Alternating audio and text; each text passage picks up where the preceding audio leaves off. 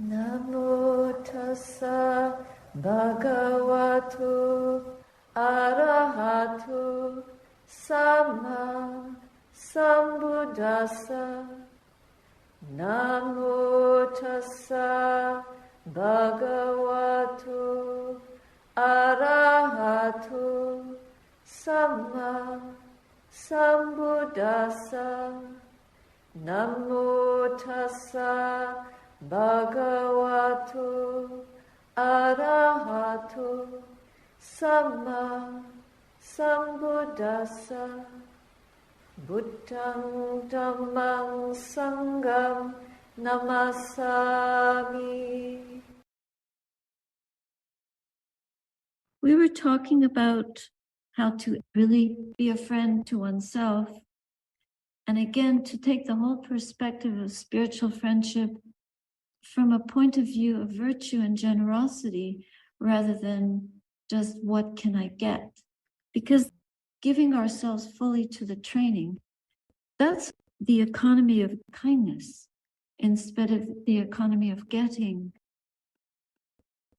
The Buddha describes how one with poor qualities, unwholesome qualities, does not know how to act, speak, think, conduct oneself in relationship, or even how to give. How does a true human being give gifts as one who is true in the highest way of giving? And the Buddha says a true being gives a gift carefully, not just any old gift. I remember once somebody gave me a gift of something that was obviously used, and it had body odor. And I tried my best to receive the gift in a good spirit, but my critical mind was a little excited. How could, all right. And then in the end, it's just, well, this is the best this person could do. And be glad that they could give a gift. Maybe that's all they could give. But the Buddha is saying a true being gives a gift carefully. So you would try to make it clean. If you can't afford to buy a gift, but you have something beautiful to give, then give that. Gives it with his own hand. That's so beautiful. It's not like give it to somebody else to give for you. But if you can give it on your own, it might require extra effort to do that. And maybe during COVID, you wouldn't have wanted to give it with your own hand. And we have to be wise. We have to use our wisdom. To give with your own hand means it's personal. And let's bring this in with the Noble Eightfold Path, this giving on our own, like with our own effort, not using somebody else's effort, or not to park it on someone else for them to take responsibility for your gift. If it's possible, then give with your own hand. Now, if you're giving something from a distance, of course, you give it to the post office and they send it. Maybe you've wrapped it up beautifully and you put stamps on it and you put it in the post. That is giving with your own hand. Giving while showing respect. So this is a very important feature of how we give. And we must remember that at the very foundation of this whole path is this quality of dana. Where does virtue begin? So don't think that this whole process of giving is, well, it's got nothing to do with meditation. Wait, it's got everything to do with meditation. So giving with respect, giving a valuable gift, something that you feel is worthy. There's the kind of gift that you would give, which is something that you would like yourself. A more precious gift is something that you would give that you probably wouldn't be able to get for yourself, but to honor, to respect somebody who you have a lot of gratitude for. You want to really show honor and deep, deep respect. So that would be a royal form of giving. And giving it with the view that something will come of it. That means that it will be of benefit, not just for the sake of giving. That is how a true being gives gifts. Now, I wanted to bring this into how we give attention to the present moment. What is the highest gift that we can give? We can give, what is it? Well, we can give our life, but also we can give our full attention. And when we're walking the Noble Eightfold Path, let us give our full attention. Because if we want to fulfill this quality of generosity, then the ability to give fully to the practice is to give our full attention. So that means we start with giving ourselves fully to the training. That involves giving ourselves fully to the precepts. Whatever precepts we're training with, let us give our heart to that. Not just, well, I have to do this. Okay, I'll keep these precepts and you sign up for it. But occasionally you don't like a certain aspect of the precepts and so you drop it. But the Buddha is giving us a package. If you are driving a car, you need your gears. You don't say, well, I only want gear 1, 2, and 3. Forget about 4 and forget about reverse. No, I want all of them. And the same is true with this package of precepts. We don't choose, I like this, I don't like that. But we're almost trained in this modern civilization to get what we want. And that's where the insertion of I is so dangerous, because we're not wise enough to know what is best to want. And the Buddha had the wisdom to know. So we should recognize that the gift that he gives us is this training. Whatever precepts we train in, take the whole package, take it fully with our whole heart, and train in that so that we get the full result. And the full result of giving ourselves to the training with the precepts intact is that when we give our attention to the present moment and train in mindfulness and clear understanding with pure awareness, we're doing that with a mind that has been purified to the extent that we are fulfilling the precepts. And that's really important for having insight and growing in wisdom, because then we are giving with our own attention. It's not somebody else's attention, it's our own mind, paying attention fully to this moment, to this object, even if it's difficult, even if it's terrible, even if it's terrifying. So if we have unpleasant mind states, what is the way that we can best attend to them? Not by running away and not by being fearful. If we feel fear, then the real object to pay attention to is the fear. Our attention has to keep shifting to what is actually arising in its most raw form. So if we are not aware of our fear in dealing with present situations, then those situations will be very likely to overwhelm our attention, because our attention has been occluded by a mental fabrication or a hindrance, a sankhara, which is a formation around the object that does not allow us to see that it's impermanent, imperfect, and impersonal. It's actually empty. But we so believe in it that we've clung to it with fear. And fear is a way of clinging. It's not a way of letting go. It's a negative way of clinging. What would be a positive way of clinging to fear? Not clinging to it, but just holding it in attention long enough to know fearful. There's the mind is shirking, it's retreating, it's trying to be secluded. But real seclusion from fear comes from understanding its true characteristics and seeing the impermanence of it, seeing that it arises and ceases in the present moment. It's not solid. And the mind, not knowing the object for what it really is, becomes afraid of the fear that we think about. We become a slave to it. It becomes our master. Or it rules us and it twists us. It throws us off the road. It obstructs the path.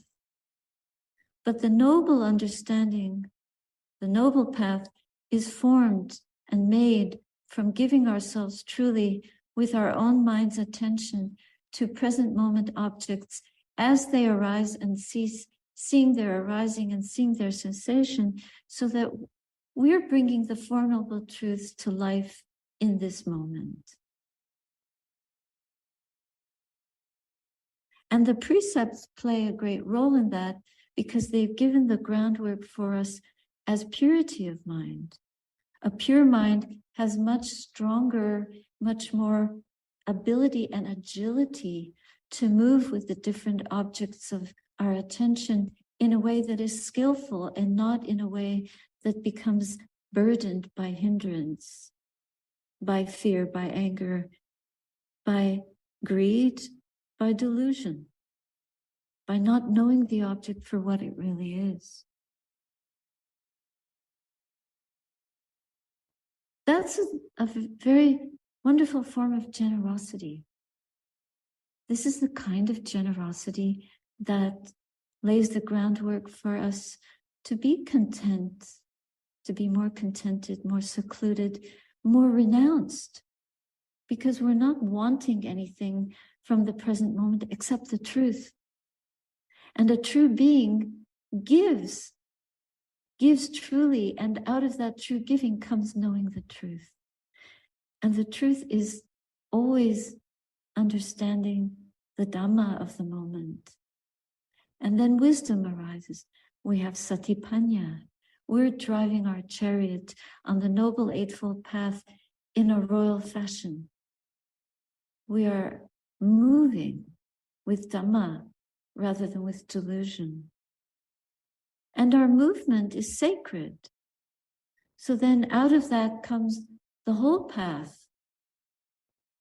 Right view, right intention. We direct the mind well through right attention, right generosity. In this moment, mindful and aware. When we're not aware, not deeply aware, not acutely and specifically aware, moment by moment and mind moment by mind moment. I don't mean a moment of time, because these are timeless events that arise indiscriminately, but we hold them with great care and a deep, wise discernment, so that we really see what's in front of us and not what we think. Oftentimes we think we're meditating, but we're actually just thinking about the breath. Or we're thinking about the sensations in the body. We're not actually embodied with them. This embodiment is an empowerment. And in fact, the more grounded we are, and the more attentive to the purity of mind and the purity of presence, being present and having that presence with the moment is what offers sanctity to our practice. Because we're really with the truth, and the truth is what frees us.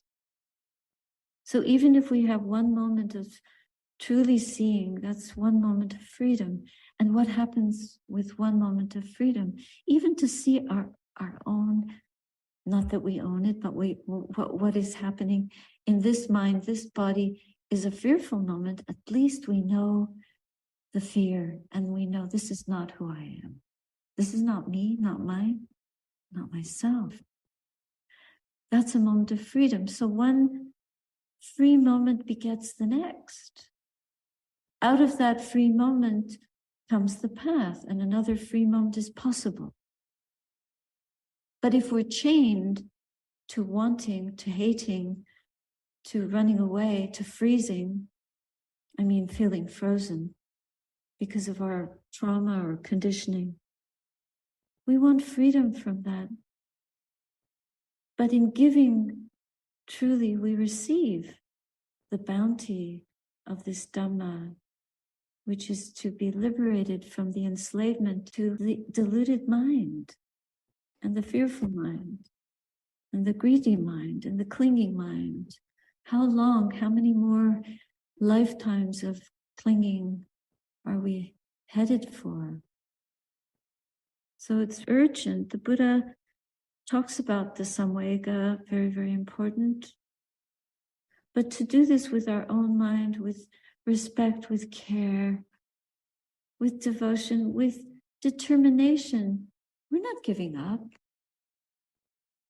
Where else, what else to do in this life? What is this life for except to free ourselves from the enslavement that most people find themselves in? And then when they get old, they talk about the past, which is dead. Close to death, and yet even closer because the mind has no life in it. But here and now, we know how to wake up. Those who look to the world are dead. It's like death. And those who look within the mind, awaken.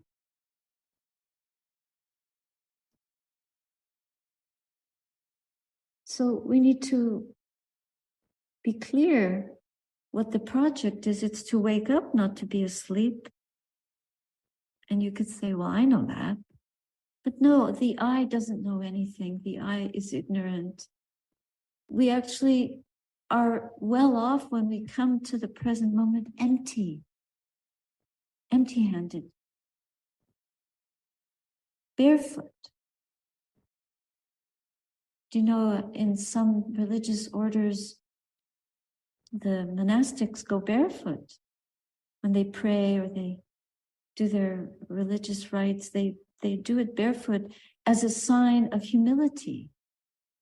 And we need that. This is not an egoic exercise to be better than or worse than or as good as. It's non-egoic. It's a posture of humility. And we do this with our bare hands, with our own effort, with our own mind, with our highest effort to know the highest truth is here and now. It's not in the future.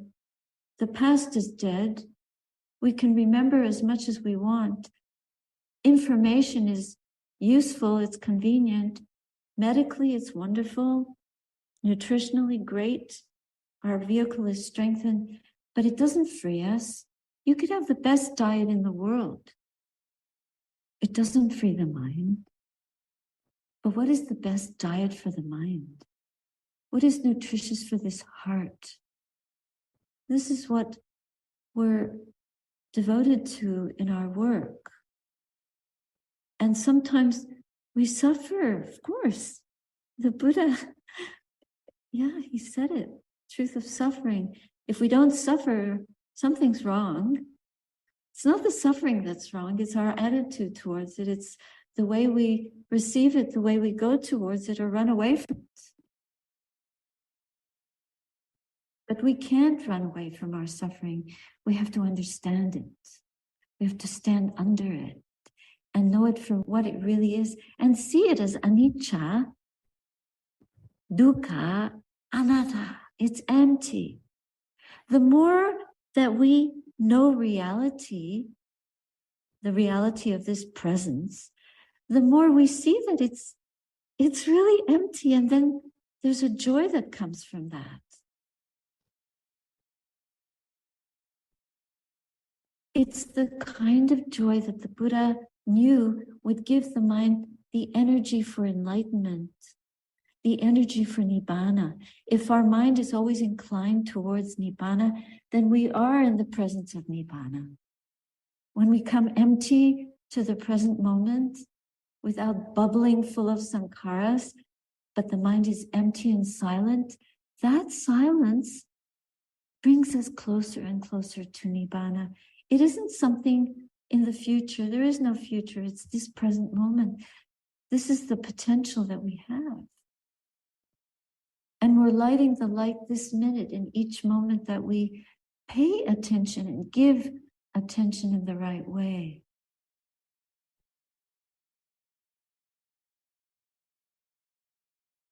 In the Zen tradition, there's a sweet story. The disciple comes to the master, and the disciple's name is Loshan. He comes before Master Yantu, and he asks, when arising and ceasing go on unceasingly, what then? And Master Yantu shouted, whose arising and ceasing is it? And Loshan, at that moment, awakens. What does he awaken to? There's no self there. The whole thing is empty. The arising and the ceasing is empty. There's no one there. No one to get enlightened. But then conventionally, we speak about this one, this true one. It's just a collection of aggregates. It's a vehicle. It's our satipanya vehicle. And we use it for the purpose of being in the presence of Nibbana. For inclining the mind towards that understanding of this emptiness of any self, where truth abides and where we can taste it with a joy that is incomparable and indestructible. No one can steal it from us. They can take everything, but no one can take away that joy. And you can't give it to anyone except through your own practice and your own presence. Then that is the gift we give to the world if we can give it. But first, we must understand the gift that we have to give. It's beyond words. It's so sacred. We all have that potential. And we're here for that. And when we are in Sangha and we share that together, we become stronger than we could ever imagine. What a strength. What a light. Instead of burning up with delusion, we light the flame of wisdom in the mind. And then it's radiant. It's a radiance that permeates throughout the world. In the Dhammapada, there's a beautiful saying about the fragrance of sandalwood, which is the most lovely fragrance. But the fragrance of wisdom permeates throughout the world, illumined. It's not a worldly wisdom. Worldly wisdom is all well and good. Notice how the world worships. I think right now the worship is more a worship of information, knowledge, but it's not necessarily wisdom. It's not necessarily wise. You can be very scholarly and academic and spend your life making bombs. What good is that? What have we done? Making bombs, bullets, weapons. For what? But to make peace, an indestructible peace,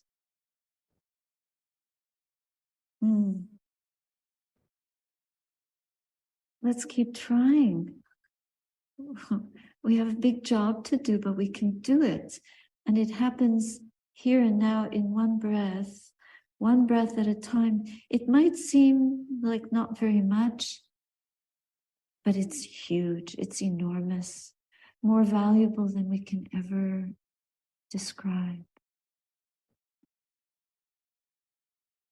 And that's why we need the virtue to go with that. This is so valuable. Let us not underestimate the level of virtue to develop so that we can carry that valuable gift. Purity of mind, purity of thought, purity of speech, and purity of action, of being, of caring, of giving, of developing the parami. So we live simply.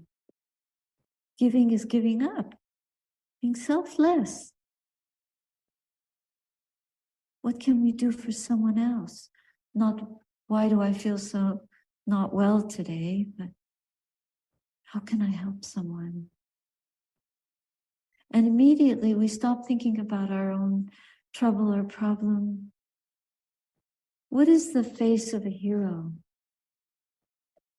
of heroic action? Those beings that go towards danger because they're going to help someone. Saving a child from a fire at the risk of death.